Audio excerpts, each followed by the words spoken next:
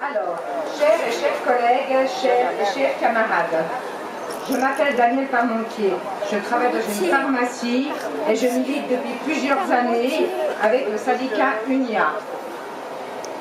Comme vous, j'étais ici il y a 2 ans, au 1er mai, pour dénoncer les financiers sans scrupules, ceux qui étaient responsables de la crise qui a entraîné l'économie au bord du gouffre. Rappelez-vous, les États ont dû sortir des milliards pour sauver les banques. Et aujourd'hui, l'économie a repris, nous dit-on. Mais pour qui? Certainement pas pour nous, les employés de pharmacie, qui voient leurs conditions de travail se dégrader d'année en année. Ni pour les vendeurs ou les maçons, qui voient leurs conventions collectives attaquées par les patrons. Ni pour les chômeurs de ce canton, qui ont vu leurs droits brutalement réduits avec la nouvelle loi sur le chômage. Par contre, les hauts revenus et les bénéfices des banques, eux, ont pris l'ascenseur. Un exemple actuel concernant la convention collective du commerce de détail qui couvre des milliers de vendeuses et vendeurs est remise en question. Les patrons genevois font du chantage pour son renouvellement. Ils demandent en contrepartie 2 dimanches entiers au mois de décembre, alors que le peuple genevois vient de refuser en votation l'extension des horaires de ces mêmes commerces. De qui se moque-t-on? Ce sont justement ces injustices qui font le lit de la peur et de la haine. Quand je risque de perdre mon emploi, ou que je subis une énorme pression sur mon salaire, ou quand je ne retrouve pas d'emploi, quelqu'un doit forcément être coupable de cette situation. C'est l'autre, forcément, nous dit-on à coups de millions en campagne d'affichage, c'est l'étranger, le frontalier. Mais moi, travailleuse genevoise, je vous dis, on en a marre de ces discours de haine. Regardez-vous autour de vous aujourd'hui. Combien de travailleurs et des travailleuses ici présents sont suisses? Qui construit les milliers de logements dont nous avons besoin à Genève? Qui soigne nos malades? Qui garde nos vieux à l'hôpital? Qui sert les repas aux banquiers stressés à midi? En tant que travailleuse genevoise, je vous le dis, ce n'est pas la faute des étrangers ou des frontaliers s'ils sont sous-payés ou exploités. C'est le problème des patrons qui en profitent et font pression sur les salaires pour augmenter leurs bénéfices.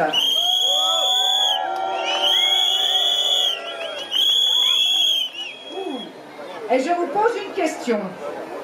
Qui pratique la sous-traitance et engage des intérimaires payés au lance-pierre? En tant que travailleuse genevoise, je vous dis, ce n'est ni la faute des étrangers, ni des frontaliers, si les chômeurs dans ce canton sont dans une situation de plus en plus précaire.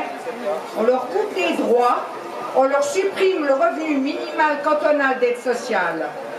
C'est le problème d'une politique cantonale qui, au lieu de créer des emplois, force les chômeurs à accepter n'importe quel petit boulot précaire, sans avenir, avant de finir à l'aide sociale. Oui, il existe la sous-enchère dans ce canton. Oui, il existe la précarité et le chômage. Mais, camarades, ne nous laissons pas diviser. Nous qui partageons tous les jours nos souffrances, mais aussi nos joies sur les lieux de travail ou dans les quartiers. Rappelons-nous de ce qu'est le 1er mai. C'est la commémoration de la première lutte des travailleurs unis contre le patron. Plus que jamais, nous avons besoin de solidarité et d'unité, de renforcer notre résistance et nos luttes dans nos syndicats, mais aussi dans nos quartiers. Ce sont en effet les syndicats qui, aujourd'hui, tentent de combattre les vraies raisons des injustices et des inégalités. En ayant lancé l'initiative pour un salaire minimum, les syndicats donnent une première garantie contre le dumping salarial. Et les syndicats vont s'engager activement à améliorer les mesures de contrôle du marché du travail. Si le Parti radical demande un policier par 1000 habitants, quoi de plus normal d'exiger au moins un inspecteur pour 10 000 travailleurs? C'est le minimum demandé par l'Organisation internationale du travail.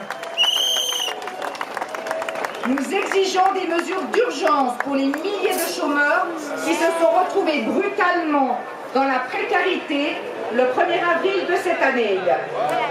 Mais aussi un changement de cap radical en matière de chômage. Nous exigeons des nouvelles indemnités cantonales de chômage pour les personnes touchées par la révision de la LACI et des mesures afin de réduire le chômage de longue durée qui frappe le canton.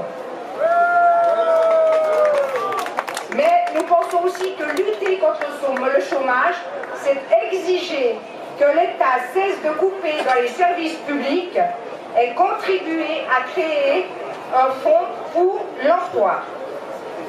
Camarades, alors que nous vivons aujourd'hui une concurrence grandissante entre différentes catégories de travailleurs, hommes contre femmes, jeunes contre vieux, résidents contre frontaliers, il nous faut repartir des valeurs du 1er mai. Journée de lutte, de résistance et de solidarité entre tous les travailleurs. Merci pour votre attention et je vous souhaite une excellente fin de journée. Merci.